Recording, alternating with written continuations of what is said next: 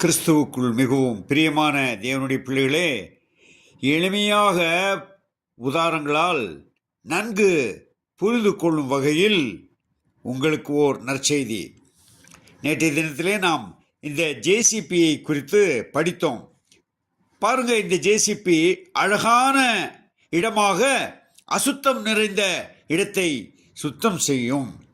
அதை போல மனிதனுடைய இருதயம் இருக்கிறது. அந்த இருதயத்தை இயேசு கிறிஸ்து ரத்தத்தினால் சுத்தமாக்கும் என்று நாம் படித்தோம். எரேமியா 17:9 எல்லாவற்றை பார்க்கணும், இருதயமே திருக்கொள்ளுதும் மகா கேடுள்ளதுமாயிருக்கிறது, அதை அறியத்தக்கவன் யார்? அப்படிப்பட்ட இருதயத்தை சுத்தம் செய்யும் தேவனுடைய வசனம் கரடு முரடான இடத்திலே ஒரு நல்ல பாதையை அமைத்து தரும். இதை குறித்து லூக்கா சுவிசேஷத்தில் 3ஆம் அதிகாரத்தில் 3:4 இந்த வசனத்தை நான் வாசிக்கிறேன். அப்பொழுது கர்த்தருக்கு வழியை ஆயத்தப்படுத்துங்கள், அவருக்கு பாதைகளை செவ்வை பண்ணுங்கள் என்றும், பள்ளங்கள் எல்லாம் நிரப்பப்படும், சகல மலைகளும் குண்டுகளும் தாழ்த்தப்படும், கோணலானவைகள் செவ்வையாகும், கரடானவைகள் சமமாகும் என்றார். பாருங்க, ஆண்டவராக இயேசு கிறிஸ்துவின் சுவிசேஷ வல்லமைக்கு எப்படிப்பட்ட ஒரு காரியம் இருக்கிறது, இதை நாம் அறிந்து கொள்ள வேண்டும். மோசமான இடத்திலே வீடு, ஒரு மோசமான இடத்திலே ஒரு வீட்டை நம்ம கட்ட முடியும். அதை குறித்து இங்கே எபேசியர் புஸ்தகத்தில் 4ஆம் அதிகாரம்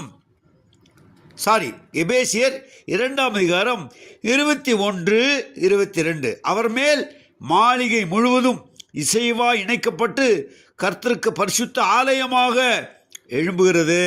அவர் மேல் நீங்களும் ஆவியினாலே தேவனுடைய வாசஸ்தலத்தை கூட்டி கட்டப்பட்டு வருகிறீர்கள்.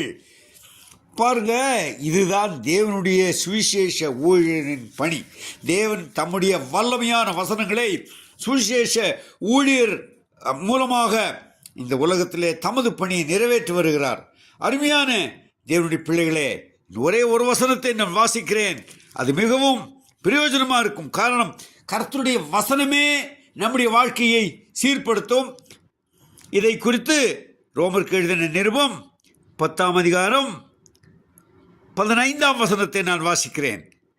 அனுப்பப்படாவிட்டால் எப்படி பிரசங்கிப்பார்கள்? சமாதானத்தை கூறி நற்காரியங்களை சுவிசேஷமாய் அறிவிக்கிறவனுடைய பாதங்கள் எவ்வளவு அழகானவைகள் என்று எழுதியிருக்கிறதே.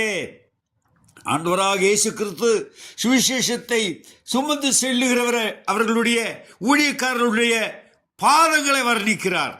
ஆனால் இன்றைய நாட்களிலே ஒரு பரிதாப நிலை, பெரிய பெரிய தலைவர்களும் போதர்களும் பிஷப்மார்களும் ஐயர்மார்களும் பாஸ்டர்மார்களும் பெரிய இடத்துல, ஆனால் சுவிசேஷ ஊழியர் மட்டும் ஒரு கடையாந்திர இடத்துல தள்ளப்பட்டிருக்கிற ஒரு பரிதாப நிலை. இது நல்ல இயேசு கிறிஸ்துவின் அன்பை ருசித்த அனுபவித்த தேவ பிள்ளைகள் இப்படி செய்ய மாட்டார்கள். அரைக்குறையாக இருக்கிற தேவ பிள்ளைகள் மட்டும் இப்படி செய்கிறார்கள். இது ஒருவேளை உங்களுக்கு கடினமாக இருக்கிறது. ஆனால் கர்த்தருடைய வசனம் இப்படி சொல்லும் பொழுது நான் அதை மறுப்பதற்கில்லை, மறைப்பதற்கில்லை, உள்ளதை உள்ளதென்றும் சொல்ல வேண்டும். ஆகவே அருமையான தேவ பிள்ளைகளே, சுவிசேஷ ஊழியமே ஒரு மனிதனை ஸ்திரப்படுத்தும், நல்ல பாதையிலே நடத்தும், பரிசுத்தமாய் நடத்தும், கர்த்தராக இயேசு கிறிஸ்துவ நேராக வழி நடத்தும். தேவனுக்கு சித்தமானால் நாளை தினத்திலே நாம் இதை குறித்து இன்னும் சற்று ஆழமாக சிந்திக்கலாம். நீங்கள் எப்படி எண்ணுகிறீர்கள்?